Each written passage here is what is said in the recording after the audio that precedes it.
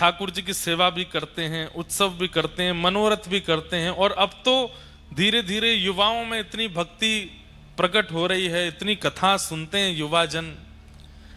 आप सब लोग थोड़ी नजर घुमा के देखो, कितने युवा बैठे हैं कथा में, सब सुन रहे हैं कथा को। भक्ति अब जागृत हो रही है फिर से।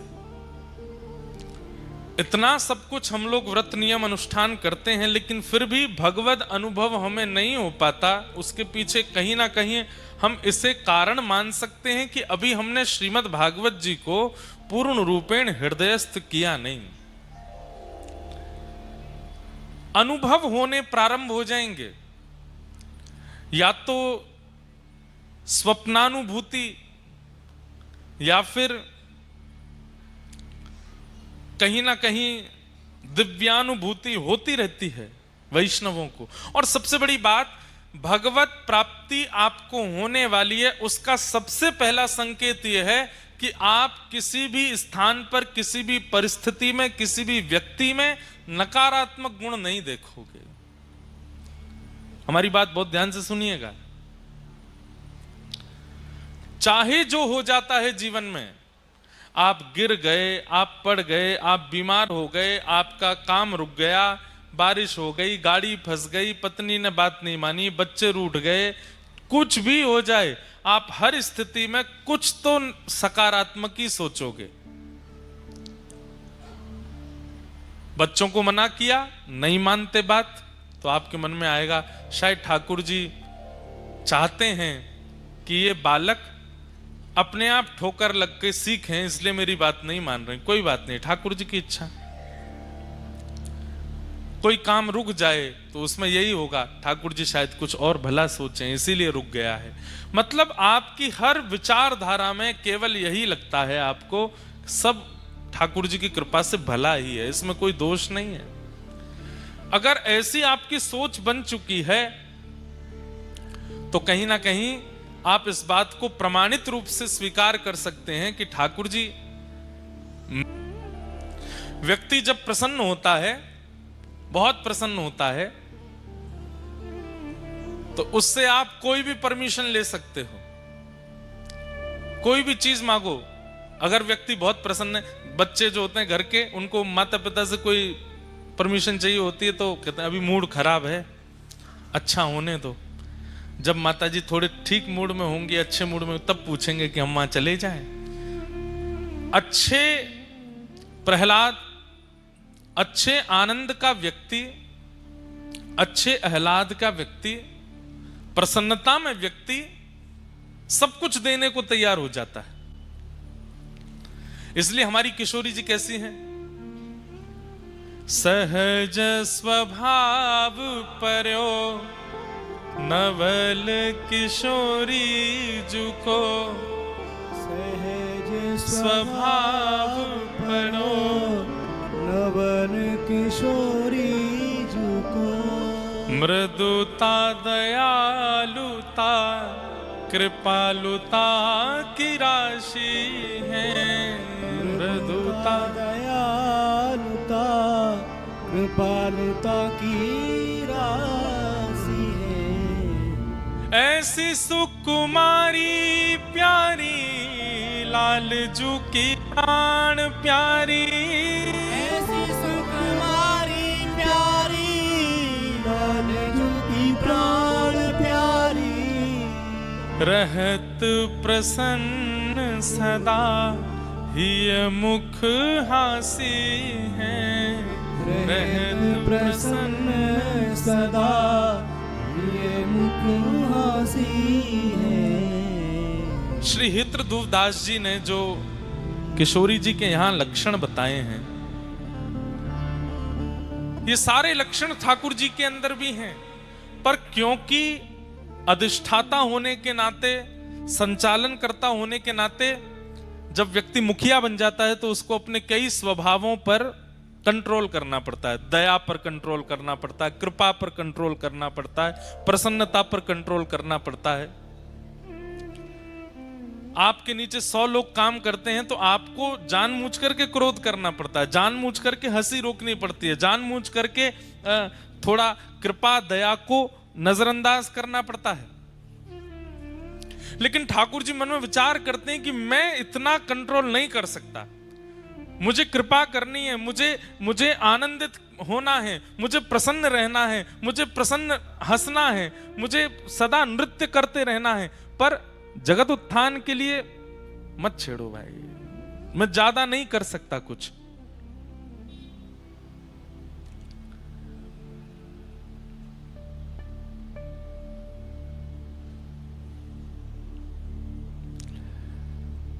तब ठाकुर जी ने मन में विचार किया कि एक ऐसा स्वरूप प्रकट हो जहां ये कोई भी प्रतिबंध ना हो,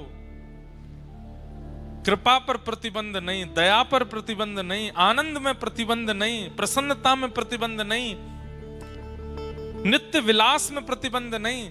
तब ठाकुर जी के हृदय का जो ये आह्लाद है यही घनीभूत रूप धारण हुआ। और ठाकुर जी ने जैसे स्वयं को प्रतिबिंब में देखा उस समय, तभी देखा तप्त कांचन गौरांगी श्री राधे वृंदावनेश्वरी, सामने प्रतिबिंब में किशोरी जी दिखने लगी। ठाकुर जी ने वही स्वरूप वहीं स्थिर कर दिया और श्री वृषभानु गोप के यहाँ बरसाने में ठाकुर जी का ही प्रतिबिंब स्वरूप, ठाकुर जी का ही आनंद स्वरूप, ठाकुर जी का ही दया कृपा करुणा और आह्लादनी स्वरूप श्री राधा रानी का प्रादुर्भाव हो गया, श्री किशोरी जी प्रकट हो गए। इसलिए हमारे व्रज में इतना कहते हैं कि किशोरी जी कृपा बहुत करती हैं, ठाकुर जी कृपा कम करते हैं। नहीं, ठाकुर जी पुरुष हैं और पुरुष रूप में होते हुए विश्व के अधिष्ठाता, इसलिए उनको थोड़ा कहीं न कहीं अपने आप को छुपाना पड़ता है। माँ ज्यादा दया कर देती है, लाड़ कर देती है, पिता को तो कभी कभी बच्चों के आगे स्ट्रिक्ट बनना पड़ता है। जय हो महाराज जी, विराज।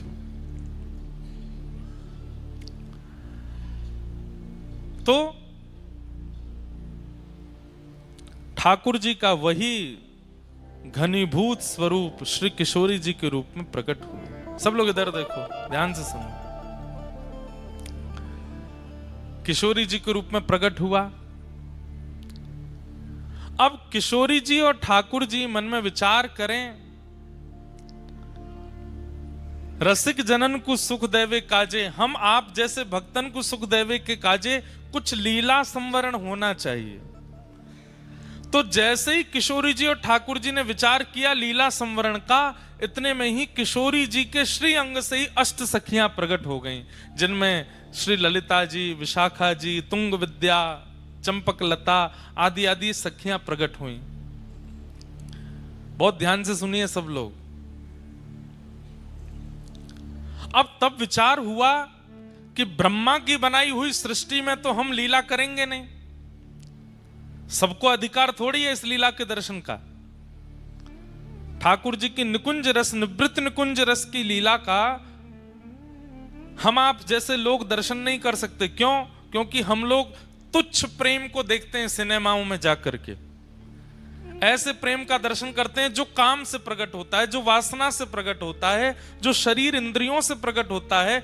उस प्रेम को, वो प्रेम है नहीं, पर उस वासना के भोग वृत्ति को देखने के बाद अगर हम प्रिया प्रियतम की निकुंज लीला का अनुभव करना चाहते हैं तो फिर हमारे मन में कहीं ना कहीं दोष आ जाएगा।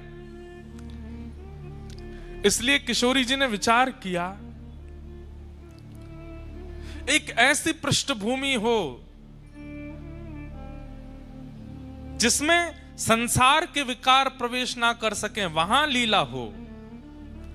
तब किशोरी जी के चित्त से श्री वृंदा महारानी प्रकट हुई। बोलो वृंदा महारानी की जय। वृंदा महारानी प्रकट हुई और उन्हीं वृंदा महारानी ने तुरंत किशोरी जी से प्रार्थना की, हे महारानी, सब लोग इधर देखो, यहां देख लो, लोग तो आते जाते रहेंगे, आप ये कथा सुन लो, सब जगह नहीं मिले ऐसे सुनवे को। वृंदा महारानी प्रकट हुई किशोरी जी के चित्त। अच्छा, ठाकुर जी और किशोरी जी जो विचार करते हैं वो प्रकट होता चला जाता है। ठाकुर जी विचार करें कि यहाँ सुंदर पर्वत श्रृंखला हो तो पर्वत प्रकट हो जाते हैं। ठाकुर जी सोचें कि यहाँ पे या वृक्ष में सेब लग जाए तो वो बबूल को वृक्ष हो, वहां में वो सेब लग जाएगा। ठाकुर जी के चिंतन से सब लीलाएं होती हैं। तो किशोरी जी ने विचार किया, ऐसी भूमि हो, ऐसा सघन वन हो जहां सबके प्रवेश का अधिकार ना हो और प्रिया प्रियतम सखियां सहचरियां नित्य विलास कर सकें। तब वृंदा महारानी प्रकट हुई और वृंदा महारानी ने कहा, हे श्यामाजू, मुझ पे कृपा करो, आप आज्ञा करें तो मैं दिव्य रूप धारण करके सघन वन बन जाऊं और जहां आप और श्री श्याम सुंदर दोनों लीला विहार करें। तब श्री नित्य गोलोक धाम में श्री वृंदा महारानी ही निकुंज वन के रूप में प्रकट हो गई, जहां प्रिया प्रियतम विहार करते हैं। जैसे ही ठाकुर जी को बैठवे को मन है जाए तो सुंदर सी एक शिला बन करके वृंदा महारानी आ जाती हैं, ठाकुर जी बैठ जाते हैं। ठाकुर जी को उन्हें गर्मी लगन लगे तो श्री वृंदा महारानी ही वहां पर आज्ञा करती हैं, बादल प्रकट हो जाते हैं, सुंदर शीतल वायु व्यार बहने लगती है। ठाकुर जी को धूप लगे तो श्री वृंदा महारानी निकुंज बन करके ठाकुर जी के सामने आ जाती हैं, प्रिया जी की सेवा में आती हैं। श्री प्रिया प्रियतम के नित्य विहार के लिए श्री वृंदा महारानी प्रकट हो गई और प्रकट होकर के भूमि रूप में, वायु रूप में, वृक्ष रूप में, वल्लरी रूप में, सब रूपों में वृंदा महारानी प्रकट हो गई। इसलिए हमारे वृंदावन की उपासना में श्री वृंदा यानी कि तुलसी देवी की उपासना प्रधान है, क्योंकि इनकी उपासना किए बिना निकुंज का अनुभव नहीं हो सकता। ये निकुंज है ही है, इनके भीतर ही ठाकुर जी रमण करते हैं। अब जब ठाकुर जी गोलोक धाम में हैं तब तो सब आनंद है, लेकिन अब ठाकुर जी को पृथ्वी पर आना है लीला संवरण करने के लिए। ठाकुर जी प्रकट कैसे होंगे, लीला बन गई। किशोरी जी प्रकट कैसे होंगी, लीला बन गई। सखियां प्रकट कैसे होंगी, सब लीला बन गई। लेकिन वृंदा महारानी कैसे प्रकट होंगी? ठाकुर जी बोले, सामान्य रूप से वृंदा महारानी प्रकट नहीं होंगी, क्योंकि वृंदा महारानी केवल प्रिया प्रियतम को सुख विलास देने के लिए नहीं, जन्म जन्मांतर कल्प कल्पांतरों के पापी जीवों के पाप को नष्ट करने के लिए भी श्री वृंदा महारानी होंगी। इसलिए इनका प्राकट्य भूमि पर सामान्य रूप से नहीं होना चाहिए, उसके लिए तो एक विशेष क्रिया होनी चाहिए, एक विशेष लीला होनी चाहिए। तो भूमि पर वृंदा महारानी कैसे आई, उसकी यह लीला है।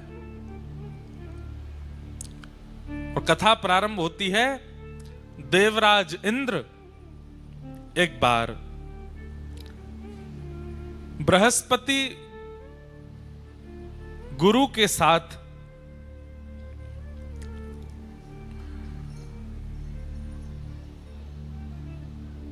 महादेव के दर्शन के लिए प्रस्थान करते हैं। देवादिदेव महादेव के दर्शन के लिए इंद्र जा रहे हैं और तभी महादेव ने मन में विचार किया कि हमारे दर्शन के लिए देवराज इंद्र आ रहा है, गुरु बृहस्पति के साथ आ रहा है, इसकी परीक्षा लेनी चाहिए, ये हमारे दर्शन का अधिकारी है कि नहीं। और उसी परीक्षा के रूप में महादेव ने शिव गण का रूप धारण किया और बीच मार्ग में आकर के इंद्र की परीक्षा लेने लगे, रोक लिया मार्ग। देवराज हैं इंद्र, तो जा रहे हैं गुमान में कि हम तो देवताओं के राजा हैं, हमको कौन रोकेगा। तभी शिवगण के रूप में स्वयं शिवजी ही आए और आकर के मार्ग रोक दिया। बोले, कहां जा रहे हैं, कौन हैं आप अपना परिचय दीजिए। तो कई बार ऐसा होता है बंधुओं, बड़े लोगों से पूछ लें, बहुत प्रसिद्ध लोगों से अगर पूछ लेते हैं ना कि आप कौन हो, तो उनको बड़ी अपनी तौहीन लगती है। प्रसिद्ध लोगों को ऐसा लगता है कि हमसे ये क्यों पूछा कि हम कौन हैं। इसलिए प्रसिद्ध लोग अपने आसपास 15-20 लोग भी रखते हैं, तुम बता देना कौन है हम, हमको नहीं बताना पड़े अपना परिचय। बंधुओं, कभी आपसे कोई पूछ ले आप कौन हो, तो आप कैसे परिचय दो? दासानुदास, ठाकुर जी की कृपा अभिलाषी, श्री प्रिया जी की कृपा की किंकरी पाना चाहते हैं, उनके दासों के चरणों के, उनके दासों के दास हैं, हम अमुक शहर से हैं, हमारा अमुक नाम है, ऐसा करके बता देना चाहिए। और नाम वाम बहुत देर में बताना चाहिए। स्वयं का स्पष्ट परिचय नहीं देना चाहिए। और दें भी तो उसमें अत्यंत दैन्य के साथ देना चाहिए। दैन्य मतलब बहुत झुक करके, बहुत दीन बन करके अपना परिचय देना चाहिए। हम वो बात अलग है कि अब आप अमेरिका जा रहे हो, एम्बेसी में पूछ लिया जाए व्हाट्स योर नेम, अब आप वहां कहो दासानु दास कृपानु आदि आदि तो वहां तो स्थिति के अनुसार कोई राह चलता व्यक्ति पूछ ले, बस में बगल में बैठा व्यक्ति पूछ ले, फ्लाइट का व्यक्ति पूछ ले, ट्रेन में कोई पूछ ले, किसी नगर का कोई व्यक्ति पूछ ले, तो क्या अपना परिचय दो? बोले हम तो किशोरी जी के दास हैं।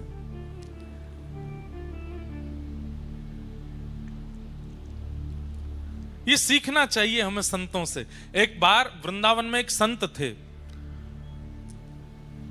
उस समय सोशल मीडिया नहीं था, फोन भी नहीं थे। उस समय की बात, उन संत का इतना प्रचार हो गया पूरे भारत में कि भैया वृंदावन में एक संत रहते हैं, अमुक नाम के संत हैं, और भैया उनका स्वभाव, उनका विचार, उनकी शैली, उनकी बोली, उनका रूप, उनकी कुटिया, उनकी सेवा, सब देखने लायक है।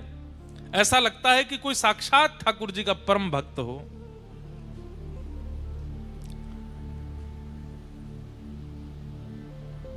चित्रकूट में एक महात्मा को उनका यश सुनाई दे गया। ध्यान से सुनिएगा।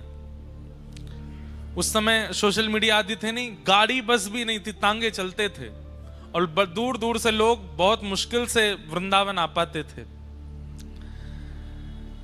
तो चित्रकूट में किसी संत ने उनकी जब महिमा सुनी तो उन्होंने मन में सोचा कि भाई प्राण कब तक तन में रहेंगे, उससे पहले वृंदावन जाके इन महापुरुष का दर्शन कर लेना चाहिए। चित्रकूट से निकले, महीनों चल करके वृंदावन आए।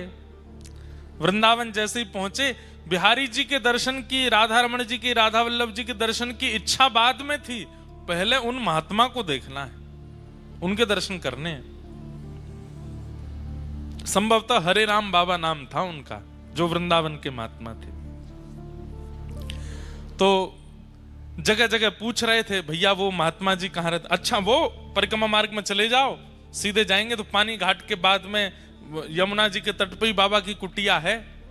अच्छा, चलते गए। अब पानी घाट पहुंच गए तो पानी घाट पर जाके पूछा, भैया वो बाबा की कुटिया कहाँ है, बाबा की कुटिया कहाँ है? पूछते पूछते एक महात्मा मिले उनको। उन महात्मा से उन्होंने पूछा, सब लोग इधर देखो, ध्यान से सुनो। बोले भैया वो वृंदावन के एक महात्मा, उनकी कुटिया कहाँ है? तो वृंदावन के वो महात्मा बोले, अच्छा उन बाबा के दर्शन करने? बोले हाँ, मैं अभी थोड़ी देर में वहीं जाने वाला हूं, उनके पास ही, आप चाहो तो मेरे साथ चल देना। बोले हाँ भैया, हम तो वैसे भी अपरिचित होंगे तो हमसे तो मिलेंगे भी नहीं, आपका परिचय होगा तो आपके माध्यम से हम मिल लेंगे। तो चित्रकूट के उन महात्मा को एक वृंदावन के महात्मा अपनी कुटिया में ले गए और ले जाके बोले, आप इतनी दूर से चल के आए, कुछ पाया नहीं होगा, भोजन कर लीजिए। हाँ भैया, थोड़ा सा कुछ पवा दो। तो बढ़िया सुंदर टिक्कर बनाए अपने हाथों से, और टिक्कर बना करके सब्जी दाल रोटी जो भी थी सब उनको पवाया। प्रसाद पाने के बाद वो चित्रकूट वाले महात्मा बोले, भैया आप हमारा पेट भर को अब चलें, महात्मा के दर्शन कर लें। बोले अभी तो आपने इतना प्रसाद पाया है, थक गए होंगे, थोड़े पौड़ जाओ, आपके हाथ पैर दबा दूं। अरे नहीं नहीं, हमको नहीं पौड़ना, हमको तो उनके दर्शन करने। अरे 10-15 मिनट ने पौड़ जाओ। पौड़ जाओ मतलब नहीं, लेट जाओ। जबरदस्ती वो चित्रकूट के महात्मा को लिटा दिया। अब उनके पैर दबाने लगे, पैरों में घी की मालिश करें, कभी उनको पंखा जलें, उनके शरीर पर इत्र लगावें, हाथ दबावें, कमर दबावें, कोठा दबावें। वो चित्रकूट के महात्मा तो इतने आनंद में आ गए, सो गए। 20-25 मिनट, आधा घंटा के लिए नींद लग गई। जब आंख खुली तो कोई और महात्मा वहां खड़े थे, वो नहीं थे जो पहले से वहां थे। तो कोई और महात्मा वहां खड़े थे। तो खड़े हुए, अरे भैया वो कहाँ है बाबा जिनकी कुटिया है? बोले वो ठाकुर जी की सेवा में गए अंदर। अरे भैया हमको इतना पवा दिया, फिर सुला दिया। हम तो चित्रकूट से आए थे हरिराम बाबा का दर्शन करने के लिए, सुबह से व्याकुल। पर ये महात्मा जी देखो इतना बढ़िया प्रसाद पवाया, जबरदस्ती सुबह के मेरे हाथ पांव ऐसे बढ़िया दबाए कि मैं सो ही गया। तो दूसरा महात्मा हंसने लगा, बोले आप जिनकी कुटिया में बैठे हैं और जिनके हाथ से प्रसाद पाए, जिनके हाथ से सेवा कराएं, यही हरिराम बाबा हैं। ये इतनी देर से जो आपकी सेवा कर रहे हैं ये वही महात्मा हैं जिनके दर्शन को आप आए हो। तो चित्रकूट के महात्मा इतने व्याकुल हो गए, चरणों में गिर गए। बोले बाबा हमने आपसे पूछा हरिराम बाबा के यहाँ जाना है, तो आप बोले कि हम भी वहीं जाएंगे, आ जाओ कुटिया में चलो।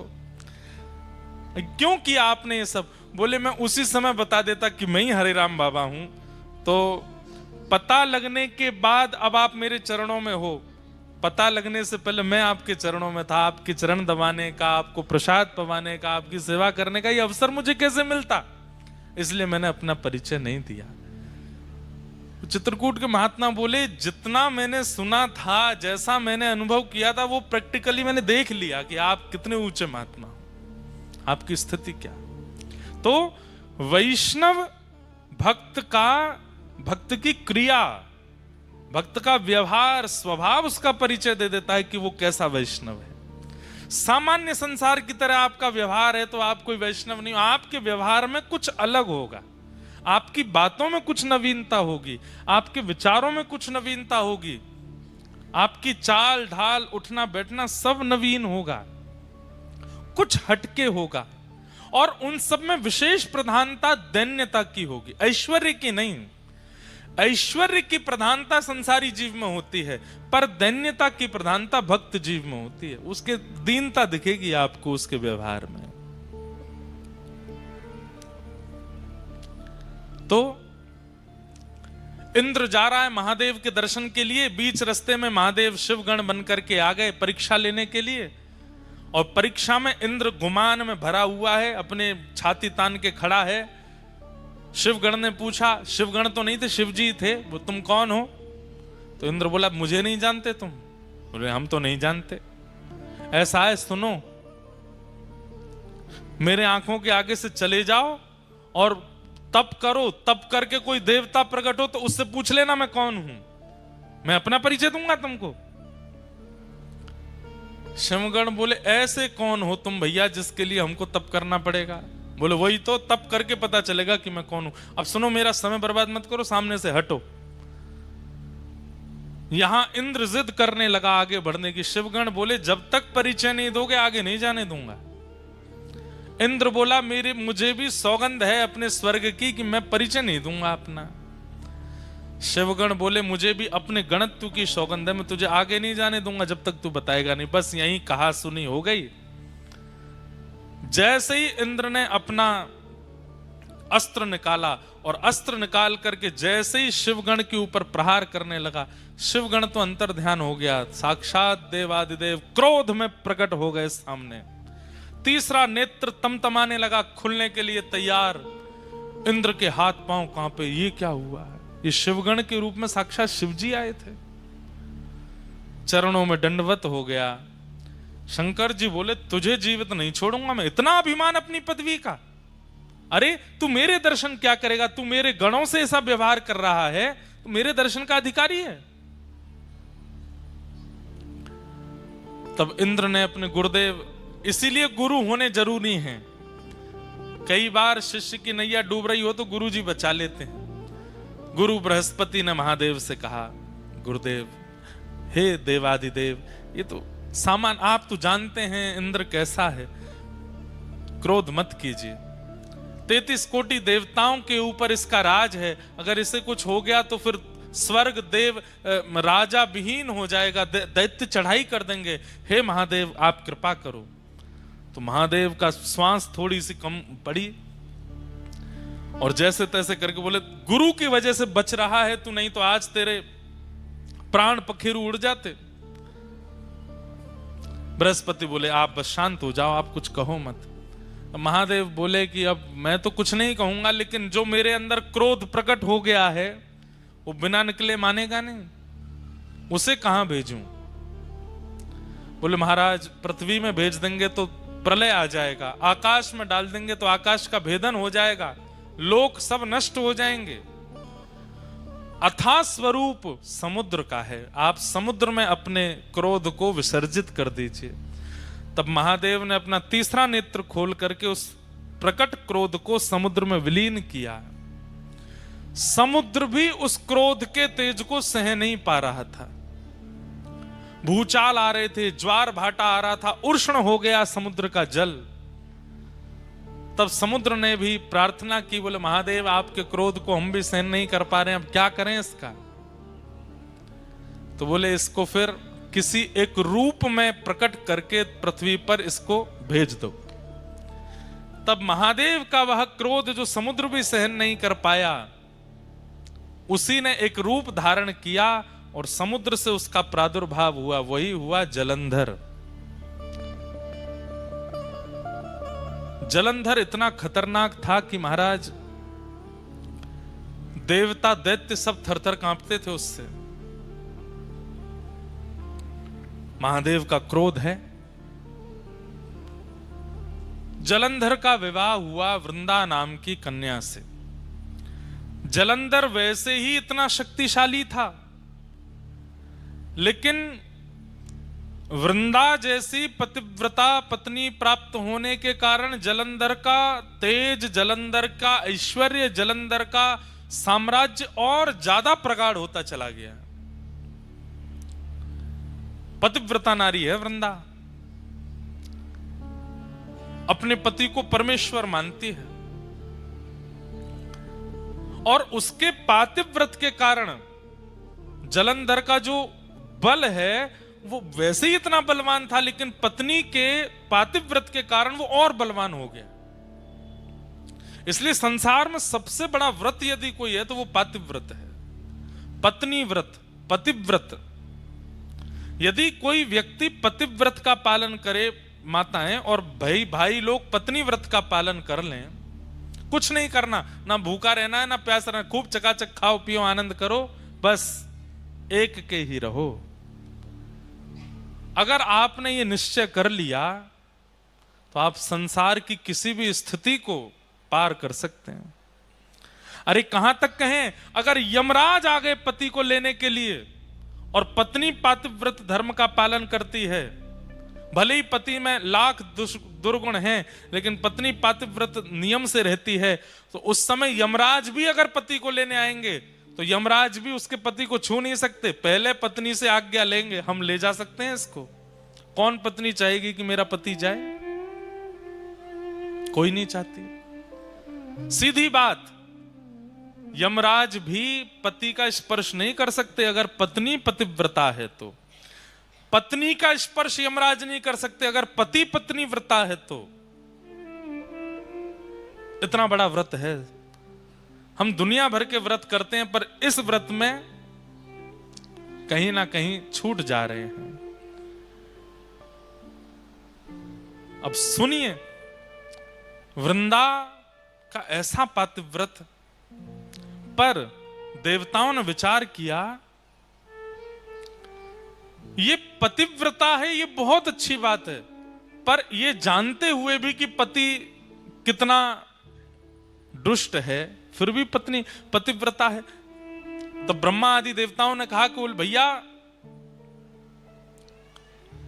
वृंदा अपने पतिव्रत का पालन नहीं तोड़ सकती।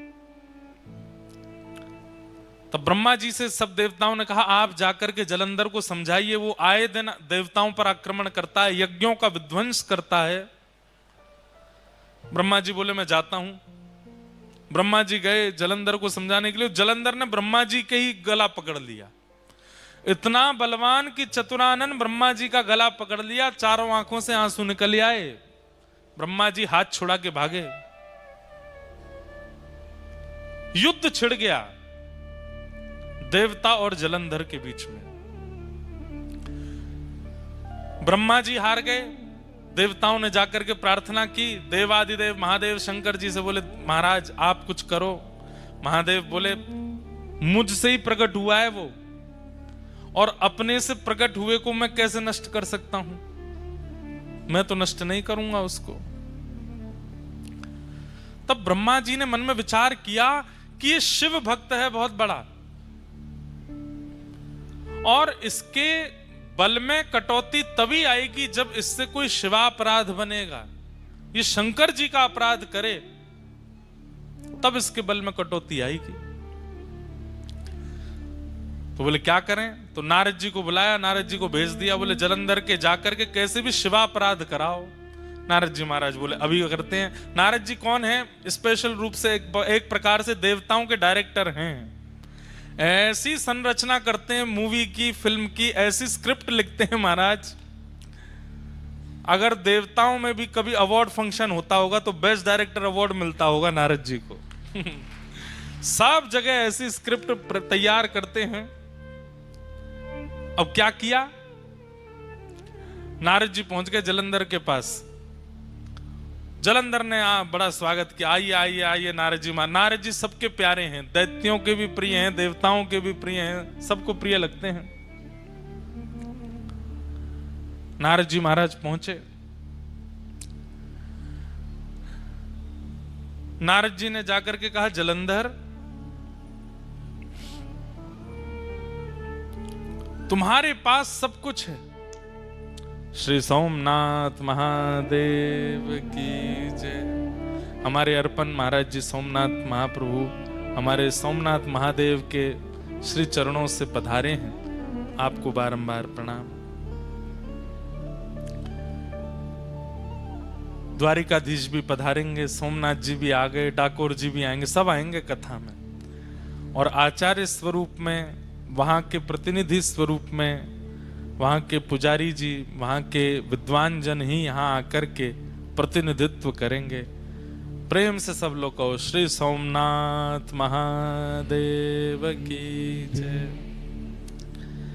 हमारे अर्पण महाराज जी खूब स्नेह मानते हैं, और जब कभी भी गुजरात में कहीं कथा का क्रम होता है तो कृपा करके पधारते हैं महादेव का प्रसाद लेकर के।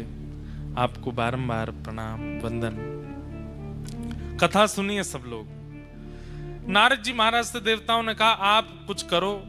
बोले क्या करना है? बोले जलंधर से शिवापराध कराओ। जब तक ये शिव जी का अपराध नहीं करेगा तब तक इसको हराना मुश्किल है।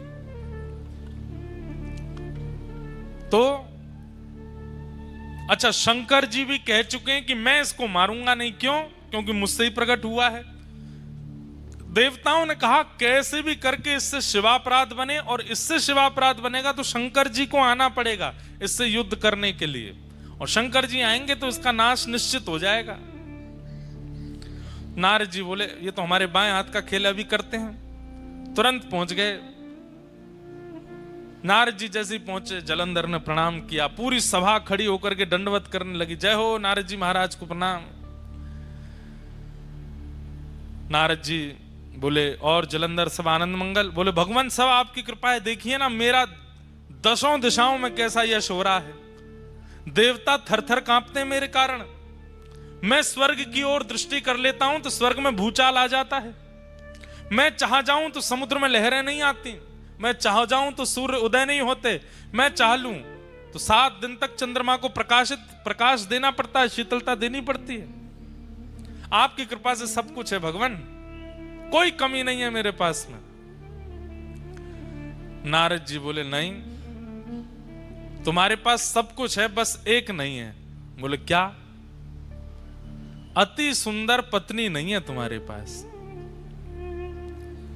जलंधर बोला अरे मेरी पत्नी वृंदा, आपने देखा नहीं उसको, कितनी सुंदर है। बोले ठीक है, सुंदर है तुम्हारी वृंदा पत्नी, पर इससे भी लाख गुना ज्यादा सुंदर एक हैं, वो तुम्हारे पास नहीं है। जलंधर तुरंत खड़ा हो गया, किसके पास है आप कहिए, और आप यहीं बैठे रहिएगा, मैं अभी लेके आऊंगा। बोले देव आदिदेव महादेव के बगल में विराजमान श्री पार्वती जी, वो हैं सबसे सुंदर। जलंधर पहले तो रुक गया, वे तो मेरे इष्ट हैं, मुझे उन्होंने प्रकट किया है, मैं उनकी पत्नी कैसे ला सकता हूं। जैसे ये थोड़ा संकोच में आया, नारद जी उठने लगे, बोले हमको पता था अभी तुम्हारी इतने दिग्गज नहीं हुए तुम। ठीक है, तुम्हारा बल है, तुम्हारा प्रकाश है, तुम योग्य हो, पर इतने अभी नहीं हुए हो। नहीं नहीं नहीं नहीं, आप रुकिए, बैठिए। मेरे इष्ट हैं तो क्या हुआ, सब पर विजय प्राप्त कर ली, अब इष्ट पर ही विजय प्राप्त करूंगा। और तुरंत महाराज अपनी तलवार सेना लेकर के सीधा, सबसे पहले तो उसने शुंभ निशुंभ को भेजा, जाओ जाकर के महादेव से कह दो मैं उनकी बड़ी प्रार्थना करता हूं, मैं उनको बहुत मानता हूं, मुझे युद्ध नहीं करना, वे मेरे राजी राजी अपनी पत्नी मुझे हवाले कर दें, मैं युद्ध नहीं करूंगा।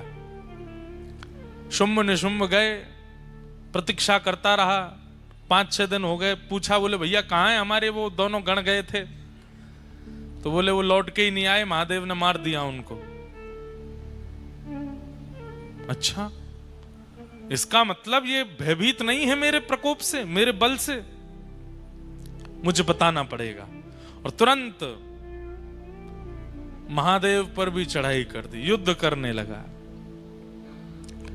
महादेव से युद्ध करने लगा। है तो स्वयं महादेव का ही तेज, महादेव का ही क्रोध। अब यहां महादेव के अंदर भी क्रोध है, और वह क्रोध किससे लड़ रहा है? अपने ही उतने ही बलशाली क्रोध से लड़ रहा है। जितना बल, जितना पराक्रम, जितना तेज, जितना योग्य महादेव का क्रोध है, उतना ही योग्य तो वह भी है, क्योंकि वो वही तो है जिससे वो लड़ रहे हैं। महादेव लड़ते लड़ते बोले, भैया ये हमारा क्रोध ही तो है, दोनों 100 नंबर के ही हैं, हमारे अंदर जो क्रोध है और ये वही एक ही बात है, ये 1% भी कम हो तो इससे युद्ध किया जाए, ये पूर्ण परिपूर्ण वही है जो मेरे अंदर क्रोध है। तब सब देवता बोले, अब तो एक ही उपाय है। बोले क्या? नारायण के पास चलो। तब शंख चक्र गदा पद्मधारी नारायण के पास गए और कहा, भगवान अब आपको युद्ध भूमि में आना पड़ेगा, आप ही इसका नाश कर सकते हो, ब्रह्मा जी भी कर चुके, महादेव तो कर ही रहे हैं, अब आप और आओ।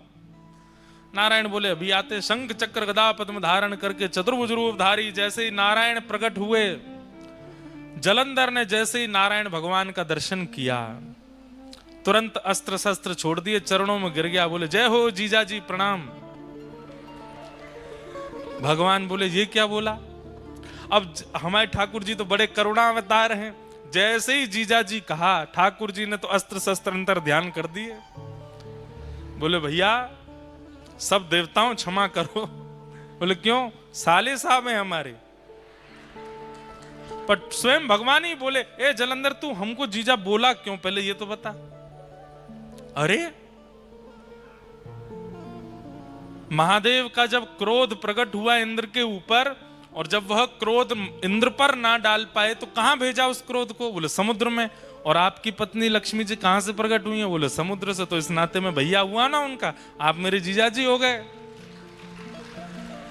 नारायण भगवान बोले, भाई बढ़िया संबंध निकाला। देवताओं से कहा, भैया आई एम सॉरी, अब इसको नहीं मारेंगे हम, ये तो हमारा साला है। अच्छा, उसने जीजाजी कहकर के प्रणाम जो किया तो लक्ष्मी भी प्रकट हो गई। अरे मेरे भैया, देवता तो बड़े भयभीत हो गए, बोले कि भाई अब क्या होगा। तुरंत ले गए नारायण भगवान को, अपने घर में जाकर के स्थापित कर दिया। जलंधर ने पत्नी से कहा, देवी तुम नित्य मेरी आराधना करती हो, अपना पातिव्रत धर्म का पालन करती हो, अब उसमें इनकी भी आराधना करो। अब जलंधर की स्थिति हो गई, वो और ज्यादा बलशाली हो गया। क्यों? नारायण कृपा हो गई उसके ऊपर। सब देवता बोले, भैया सब प्रकार के तरीके अपना लिए, कोई काम नहीं आया। तब देवताओं ने भगवान की स्तुति गाई और कहा, भगवान अगर इसका नाश नहीं हुआ तो पृथ्वी नष्ट हो जाएगी कुछ दिनों में। पृथ्वी नष्ट नहीं, आप विचार कीजिए, जो अपने इष्ट, अपने प्रकटकर्ता महादेव से युद्ध करने के लिए खड़ा हो सकता है, कल को वो आपसे युद्ध नहीं करेगा? अरे इसका बल जितना बढ़ता चला जाएगा, ये उतना ही अपने आप को श्रेष्ठ मानता हुआ सब पर हावी हो जाएगा और एक दिन भगवान पदवी प्राप्त करने के लिए भी कुछ भी कर बैठेगा। इसका नष्ट करना बहुत जरूरी है। तब भगवान ने मूल बात बताई। क्या बात? ध्यान से सुनिएगा। बोले ना तो महादेव का क्रोध इसके काम आ रहा है, ना ही ब्रह्मा जी की कृपा इसके काम आ रही है, ना ही मेरे इसके घर में विराजने से इसका बल बढ़ रहा है। इसके बल का मूल स्रोत है इसकी पत्नी का पातिव्रत। देवताओं को भगवान ने समझा दिया। बोले कितना बड़ा व्रत है पातिव्रत। एक पत्नी यदि पतिव्रता हो जाती है तो तीनों देव लग जाते हैं उसको हराने में, लेकिन उस व्यक्ति का बाल बांका नहीं कर पाते। ये पातिव्रत का बल है और इसका पातिव्रत जब तक नष्ट नहीं होगा तब तक इसका कुछ नहीं बिगाड़ पाएंगे। पातिव्रत नष्ट नहीं करना है, पर अगर व्रत से किसी गलत व्यक्ति का बल बढ़ रहा है तो उस व्रत को समाप्त करना पड़ता है। क्या करें? तो भगवान बोले अब हमको वृंदा को उसके पातिव्रत का फल देना है। और पातिव्रत का फल क्या है कि पति रूप में साक्षात ठाकुर जी प्राप्त हो जाएं। ये पातिव्रत का फल है। और पातिव्रत के फल के रूप में जलंधर का रूप धारण करके स्वयं श्रीमन नारायण वृंदा के समीप आ गए। बंधुओं, ये वृंदा का पातिव्रत का फल मिला है उसको कि सामान्य पति नहीं है, जिसके लिए मीराबाई कहती हैं ऐसे बर को बरे जो जन्मे और मर जाए,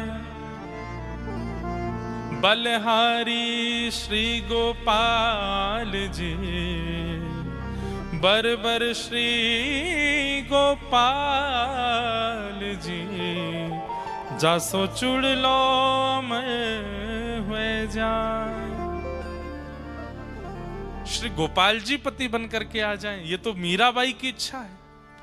इसके लिए मीराबाई कितनी रोई हैं, कितनी पीड़ा में रही हैं, तब जाकर के ठाकुर जी ने उनको वो फल दिया। आज वृंदा को वो फल क्यों दे रहे हैं? क्योंकि उसका पातिव्रत श्रेष्ठ है। और भगवान ही जलंधर के रूप में आकर के वृंदा के सामने खड़े हो गए और जैसे ही अपने पति के अलावा अन्य की चरणों में प्रणाम करके उनका तिलक किया, उनकी आरती उतार करके, न्यौछावर करके, जल उबार करके, प्रसाद पवा करके उच्छिष्ट पाया, वहां जलंधर जिसके लिए वो पातिव्रत करती थी उसका बल क्षीण होने लगा। क्यों? क्योंकि अब एक प्रकार से जिसके लिए व्रत था, जिसके लिए नियम था, जिसको निहारती थी, जिसके लिए सब कुछ करती थी, वो तो अब ठाकुर जी बन के आ गए ना, तो ठाकुर जी के लिए हो गया। जैसे ही ठाकुर जी के लिए व्रत हुआ, जलंधर के लिए जो व्रत हो रहा था उसका नाश हो गया और वहां रणभूमि में देवताओं के द्वारा जलंधर का वध हो गया। जलंधर का सर धड़ से अलग हुआ और सर से धड़ से सर अलग होकर के सीधा आके पड़ा वृंदा की गोद में। जैसे ही अपने हाथ में गोद अपने पति का मुख देखा, देख करके विचलित हो गई। सामने देखा तो सामने जलंधर बैठा है और गोद में देखा तो मुखमंडल है। तुरंत रोने लगी, आप कौन हैं? मुझे अपना रूप दिखाइए। तुरंत शंख चक्र पद्मधारी ठाकुर जी प्रकट हो गए। वृंदा, तेरे पातिव्रत से प्रसन्न होकर के मैंने तुझे फल दिया, तेरे पति रूप में मैं ही आया हूं। वृंदा बोली, मेरा सौभाग्य कि आप मेरे पति रूप में आए, लेकिन आप छल करके क्यों आए? आप अपने वास्तविक रूप में आकर के मुझे स्वीकार कर लेते। मेरे पति का रूप धारण करके आपने मेरे पातिव्रत को नष्ट क्यों किया? ठाकुर जी बोले, अगर हम वास्तविक रूप में आते तो तुम इतनी बड़ी पतिव्रता हो कि हमको स्वीकार ही नहीं करती, इसलिए हमको तुम्हारे पति का रूप धारण करके आना पड़ा। और सही बात, मूल बात तो यह है वृंदा, तुम्हारे पातिव्रत के कारण तुम्हारे पति का बल इतना प्रकट हो चुका था कि वो पूरी पृथ्वी का, पूरे ब्रह्मांड का नाश कर देता। इसलिए तुम्हारा पातिव्रत टूटना बहुत आवश्यक था। वृंदा बोली, आपने मेरा पातिव्रत नष्ट कर दिया। बोले जी, अब मैं आपको श्राप देती हूं। क्या? या आप पत्थर बन जाओ, आप एक शिला का रूप धारण कर लो। भगवान बोले, तब भी हम तुम्हें तो नहीं छोड़ेंगे, तुम भी एक तुलसी का पौधा बन जाओ। तुम संग रहोगी तो पाएंगे, तुम संग रहोगी तो बैठेंगे, तुम संग रहोगी तो पिएंगे। क्योंकि तुम्हारे पातिव्रत से प्रसन्न होकर हमने तुमको अब चुन लिया है। अब तुम चाह करके भी हमसे दूर नहीं जा पाओगी। हमारे बिना तुम नहीं रहोगी और तुम्हारे बिना हम नहीं रहेंगे। भगवान एक लीला में कितनी लीलाएं प्रकट करते हैं हम नहीं जानते। एक वैश्या ने भगवान के लिए तप किया और तप करके जब भगवान प्रकट हुए तो भगवान से वरदान मांगा। जैसे श्री यशोदा जी को आप सुख देते हैं, उनकी कोख से आप जन्म लेते हैं, जैसे कौशल्या जी के गर्भ से आप जन्म लेते हैं, ऐसे मेरे गर्भ से भी आपका जन्म हो, ऐसी कृपा कर दो। भगवान बोले, कौशल्या जी के गर्भ से, यशोदा जी के और देवकी मैया के गर्भ से तो हम एक ही बार जन्मे, पर हम तुम पर कृपा करते हैं कि हम तुम्हारे गर्भ से जन्म लेते ही रहेंगे। एक जन्म नहीं, अनेक जन्म होंगे। कैसे? बोले, तुम गंडकी नाम की नदी बनोगी और वृंदा के श्राप से हम शालिग्राम बनेंगे। और जब तक पृथ्वी पर सूर्य चंद्र हैं, जब तक पृथ्वी का अस्तित्व है, तब तक गंडकी में से हम प्रकट होते ही रहेंगे, आते ही रहेंगे, जीव मानव पर कल्याण करते रहेंगे। तो यहां वृंदा ने श्राप दिया कि आप पाषाण बन जाओ। सब घबरा गए। ठाकुर जी बोले, बिल्कुल चिंता मत करो, ये भैया सब हमारी लीला ही है। ये पाषाण का श्राप देगी तभी उस वैश्या के वरदान को हम पूर्ण कर पाएंगे। वो नदी बन करके गंडकी आ गई, अब हम जा रहे हैं, हम शालिग्राम बन के आएंगे। लेकिन हमारी भी शर्त है। क्या? तुम भी एक तुलसी का झाड़ बनोगी और जब तक तुम नहीं पधराई जाओगी तब तक हम प्रसाद नहीं पाएंगे, तब तक हम जल नहीं पिएंगे, तब तक हम कुछ भी नहीं करेंगे। अरे आसन पे भी जब तुम रखी जाओगी तो ही बैठेंगे, तो नहीं बैठेंगे। एक क्षण के लिए भी तुलसी शालिग्राम जी से दूर नहीं होती। ये भगवान ने वरदान दिया। एक राक्षस ने भी भगवान की तपस्या की, तपस्या करके ठाकुर जी से मांगा। भगवान जब प्रकट हो गए, वरदान मांगो, क्या चाहिए? राक्षस बोला, प्रसन्न हासा रुड़लो चलो लसत। जब आप ठाकुर जी मुस्कुराते हैं तो आपके गाल बड़े प्यारे लगते हैं मुझको। राक्षस मांग रहा है। भगवान बोले, तो वरदान तो मांगो, क्या चाहिए? बोले कि प्रभु, मैंने बहुत कुछ खाया अपने जीवन में, बड़े बड़े जीव खा लिए, बड़े बड़े जंतु खाए, मानव भी खाए, देवता दैत्य भी खाए, अब आपको खाने का मन कर रहा है। भगवान बोले, तू मुझे खाने के लिए तपस्या कर रहा था? बोले, हाँ, मुझे पता चला कि आप मिलते नहीं हो, आप तभी प्रकट होते जब आप कोई तप करता है, तो मैंने इसीलिए तप किया 1000 वर्ष तक कि आप प्रकट हो जाए तो मैं वरदान में आपको खाने के लिए मांगूं। भगवान बोले, वाह भैया, कैसे खाओगे? बोले, आ जाओ मेरे पास, आपको लेकर के खाना शुरू करूं। आपके गाल पहले खाऊंगा, आपके हाथ फिर खाऊंगा, फिर चरण खाऊंगा। ठाकुर जी बोले, भैया देखो, इस रूप में तो संभव नहीं है। तुम अगर हमारे पास आए भी तो इतनी योगनियां, इतनी शक्तियां चारों तरफ हमारे रहती हैं कि तुम जल करके नष्ट हो जाओगे। तुम्हारी इच्छा पूरी करेंगे। बोले, क्या? कालांतर में तुम एक कीड़ा बन करके गंडकी नदी में जाओगे और जब हम वहां शालिग्राम बन करके आया करेंगे, तुम हमें ही खाया करोगे। उसी से ही हमारे अंदर रूप प्रकट होने लग जाएंगे, तुम्हारी इच्छा पूरी हो जाए। खूब खाना, झिक करके खाना। तो गंडकी में, शालिग्राम जी में कभी कभी आकृतियां प्रकट हो जाती हैं। वो आकृतियां उस राक्षस को ही शाप दिया भगवान ने खाने का। वो खाता है ठाकुर जी को। हमारे ब्रज में तो एक पद गाते हैं, पद गाते हैं मतलब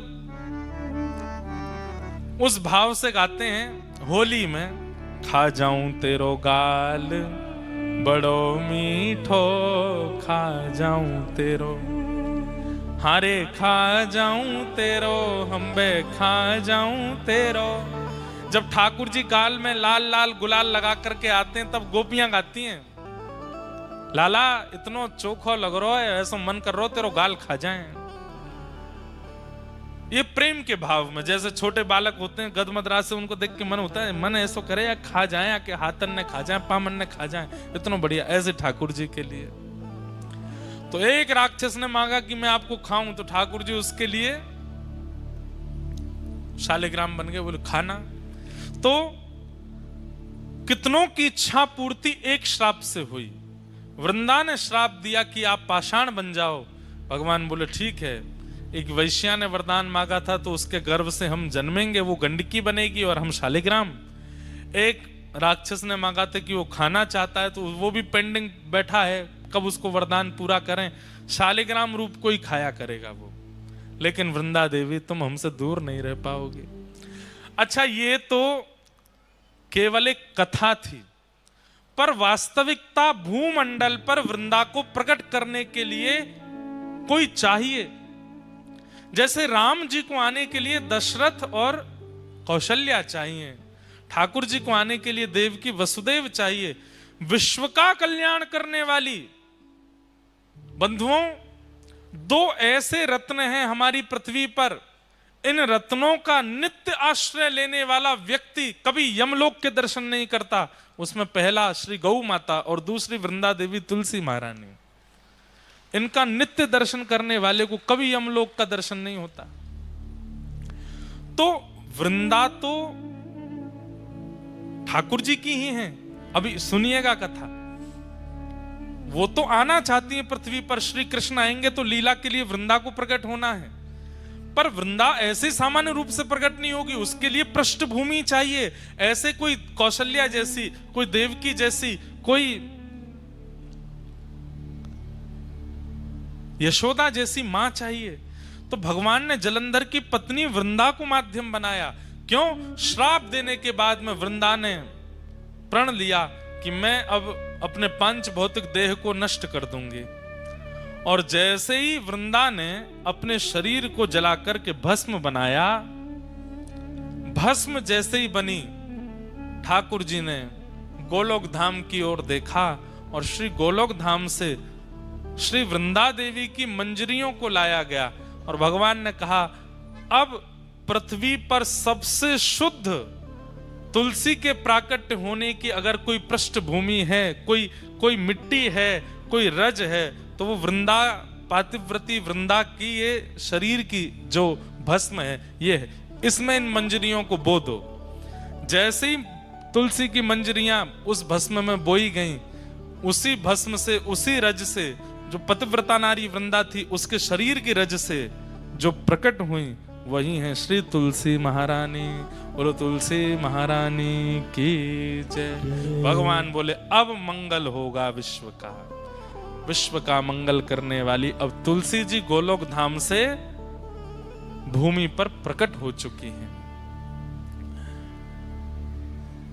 सामान्यतया तुलसी जी को नहीं लाया गया, तुलसी जी के लिए कितना बड़ा योजना बनाई गई। बोले अखंड पतिव्रता नारी होगी, उसके कोख से तुलसी जी प्रकट होंगी। पर तुलसी जी क्योंकि एक वृक्ष के रूप में प्रकट होने वाली हैं, तो इनके लिए कोख क्या है? रज। कोख क्या है? मिट्टी।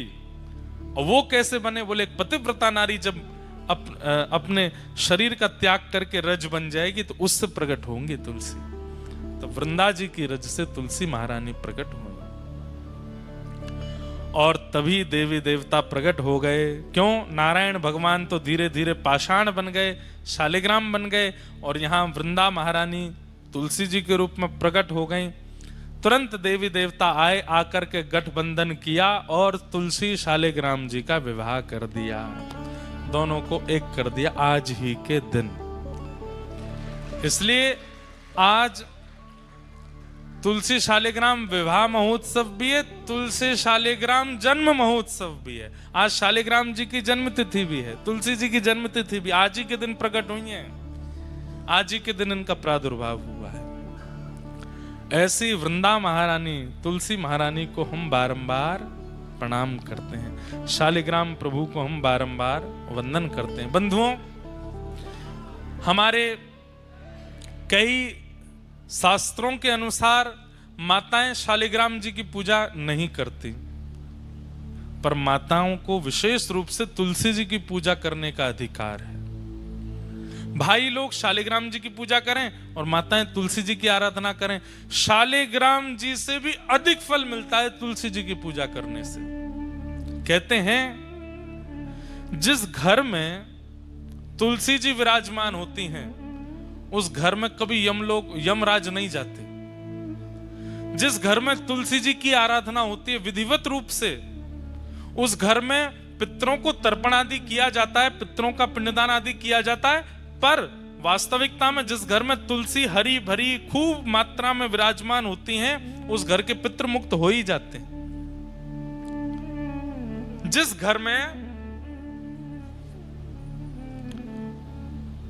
चंदन घिसने के बाद में तुलसी जी को थोड़ा सा तुलसी जी की जो काष्ठ होता है या तुलसी जी का पत्र घिस करके चंदन में अगर मिला दिया जाए थोड़ा सा, और उसको ठाकुर जी को निवेदित किया जाए, फिर ठाकुर जी को निवेदित करने के बाद अपने अंग पर लगाया जाए, तो जन्म से लेकर के तुलसी अंकित चंदन लगाने तक, उस दिन तक जितने पाप बने सब नष्ट हो जाते हैं तुलसी जी का चंदन लगाने से।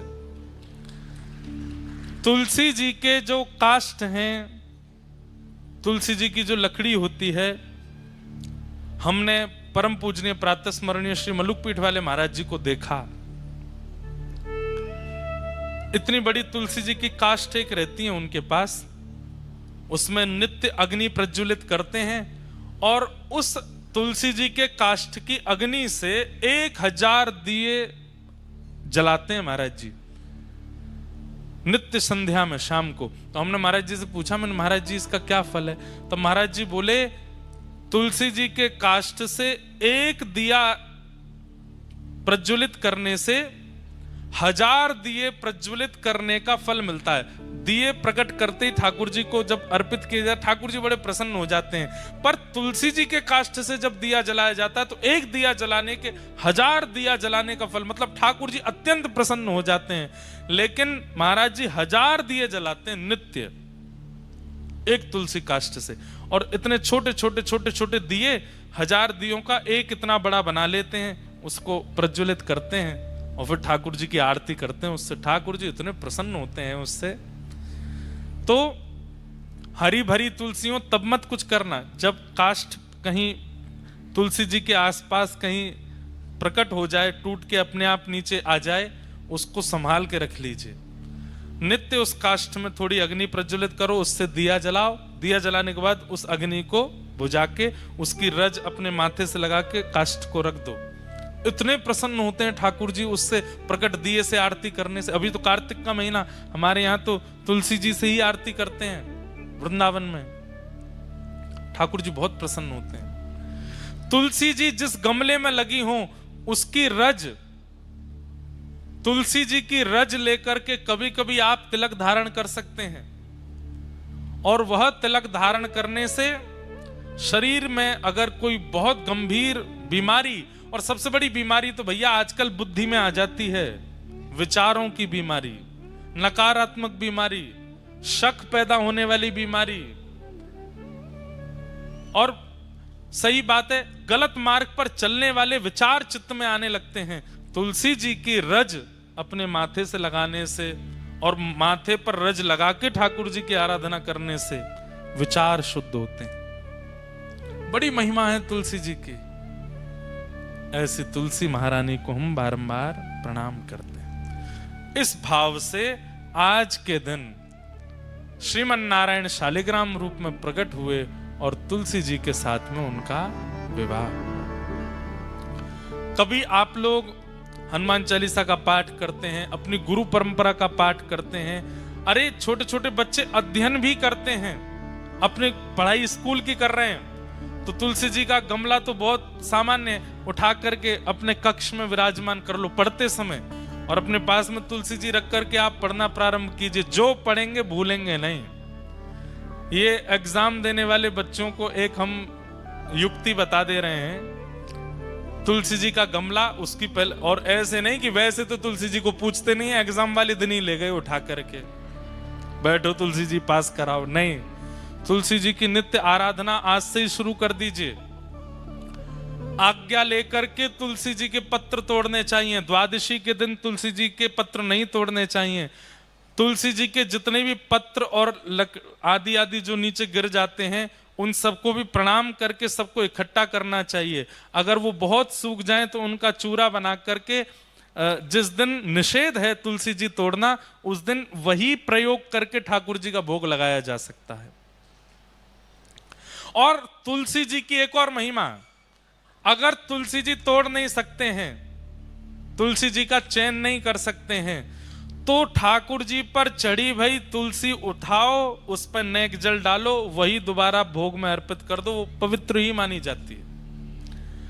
तुलसी जी की बनी कंठी माला कंठ में धारण करने वाले व्यक्ति के पीछे पीछे ठाकुर जी खिंचे चले जाते हैं। जहां जहां वो व्यक्ति जाता है ठाकुर जी कहते हैं मैं संग ही रहता हूं। जो गले में कंठी माला पहनता है तुलसी जी के, जो तुलसी जी के मन के पर नाम जप करता है,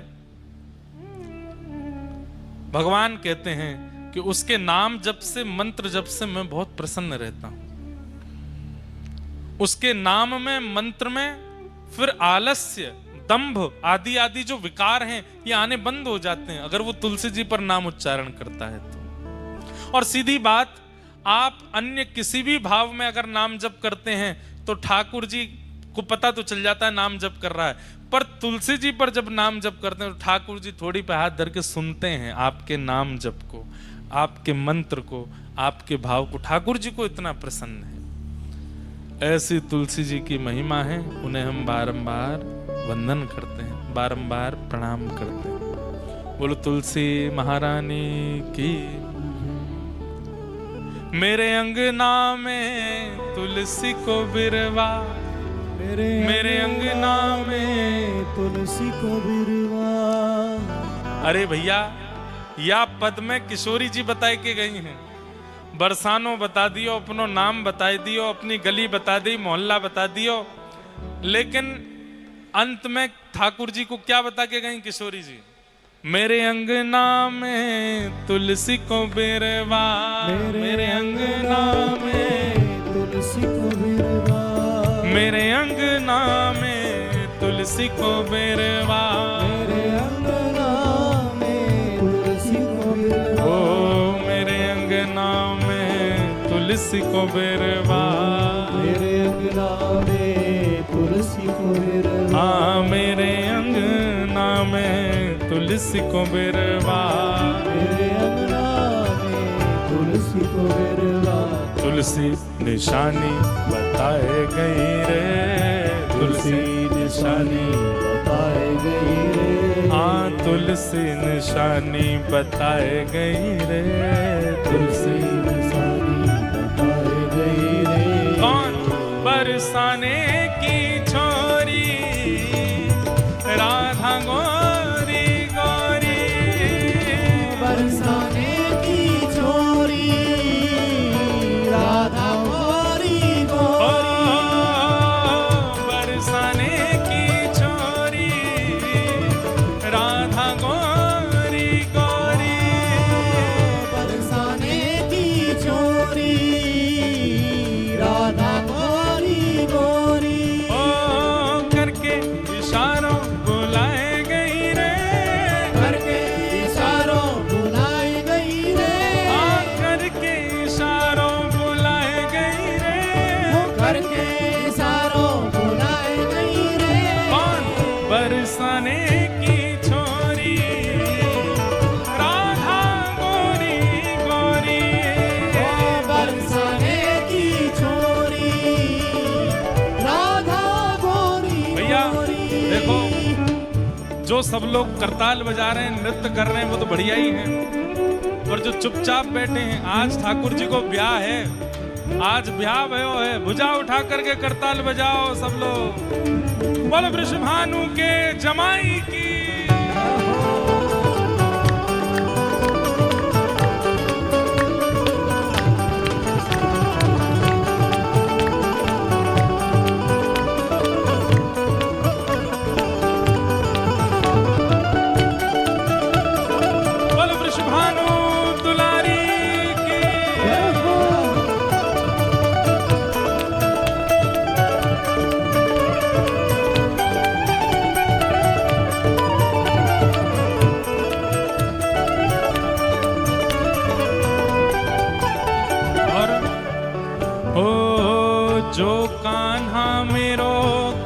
न जाने, जो कान्हा मेरो गाम न जाने, जो कान्हा मेरो काम न जाने, जो कान्हा मेरो गाम न जाने, हो मेरो काम न जाने, मेरो काम न जाने, मेरो काम न जाने, मेरो काम न जाने, अरे ये तो सब कोई जाने।